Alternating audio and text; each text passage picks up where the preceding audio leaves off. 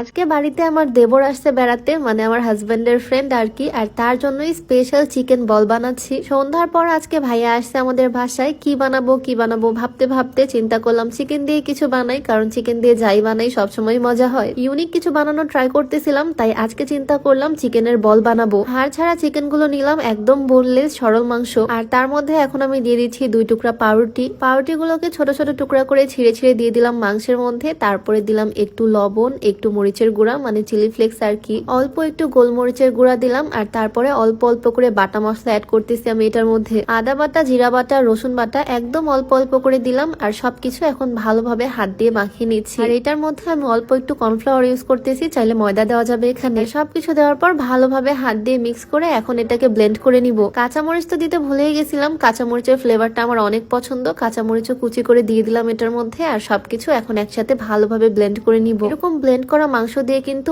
অনেক রকমের রেসিপি করা যায়। আজকে আমি বানাবো চিকেন বল, যেহেতু একদম হাড় ছাড়া মাংস সুন্দরভাবে ব্লেন্ড হয়ে যায়। চিকেন অনেকগুলোই আমি ছোট মশলা জারে করতেছি, তাই অল্প অল্প করে 2 বারে আমি ব্লেন্ড করে নিলাম সুন্দর করে। আমার কাজ অলমোস্ট ডান, এখন জাস্ট বলগুলো বানাবো আর সুন্দর করে রান্না করব। তারপরে যাই হোক, চিকেন তো ব্লেন্ড করে নিছি, এখন হাতে একটু তেল মাখিয়ে নিলাম। এগুলো দিয়ে এখন বল বানাবো, চিকেন বল। হাতের তালুতে সুন্দর করে আমি তেল মাখিয়ে নিলাম। আর তারপরে অল্প অল্প করে চিকেন নিয়ে গোল গোল করে বল বানিয়ে নিলাম অনেকগুলা। চিকেন দিয়ে বানানো যে কোনো কিছুই কিন্তু অনেক মজা হয়, আর এইটা অনেক মজা হবে ইনশাল্লাহ। দেখা যাক আমার দেবরের পছন্দ হয় কিনা এই চিকেন বল। আমি এদিকে একটা প্যানের মধ্যে পানি ফোটাতে দিলাম, আর এই ফুটন্ত পানিতে ছেড়ে দিব এখন চিকেনের বলগুলা, যাতে ভালোভাবে সুন্দর করে সিদ্ধ হয়ে যায় আর কুক হয়ে যায়। ফুটন্ত পানিতে কয়েক মিনিট ধরে এই চিকেন বলগুলোকে আমি সুন্দরভাবে রান্না করে নিচ্ছি। এই যে দেখো চিকেন বলগুলোর কালারই চেঞ্জ হয়ে গেছে, এগুলো একদম সুন্দর পারফেক্টলি কুক হয়ে গেছে। এগুলো এখন সুন্দর করে ছেঁকে ছেঁকে তুলে নিব। আর এখন এই বলগুলোকে হালকা তেলে ভেজে নিব। ধোয়া ওঠা গরম গরম চিকেন বল চাইলে এভাবে খাওয়া যাবে, বাট ভাজলে খেতে আরো বেশি মজা লাগবে। চুলায় একটা প্যান দিয়ে অল্প একটু তেল দিয়ে দিলাম, আর এই অল্প তেলের মধ্যে এখন চিকেন বলগুলো ছেড়ে দিচ্ছি। এগুলোকে সুন্দর করে ভেজে নিব। ভাজার পর কালারটাও কিন্তু চেঞ্জ হয়ে যাবে, অনেক সুন্দর কালার আসবে। সবগুলো বলই দিয়ে দিচ্ছি। আর আজকে আমি না খুব সুন্দর একটা 3 পিস পরে আছি, আমার পছন্দের ব্ল্যাক কালার। এইটা নেওয়া এক্সক্লুসিভ ফ্যাশন কর্নার থেকে। সুতি ড্রেস পরার মজাই আসলে অন্যরকম, খুবই কমফোর্টেবল। এক্সক্লুসিভ ফ্যাশন কর্নার পেজটা আমার ডেসক্রিপশনে মেনশন করে দেওয়া থাকবে। তারা সারা বাংলাদেশে হোম ডেলিভারি দেয়। আর যাদের বাসা কুমিল্লা লাকসামে, তারা চাইলে সরাসরি শোরুম থেকে খুচরা বা পাইকারি নিয়ে আসতে পারবা। শোরুমের location pioneer city new market, shop 820, Laksam, Comilla. যাই হোক, এদিকে হালকা তেলের মধ্যে সুন্দর করে আমি গড়িয়ে গড়িয়ে বলগুলো ভেজে নিলাম। দেখো খুব সুন্দর একটা ব্রাউন কালার চলে আসছে ভাজার পরে। আমার চিকেন বলগুলো একদম রেডি, রেস্টুরেন্টের মতোই হয়েছে দেখতে।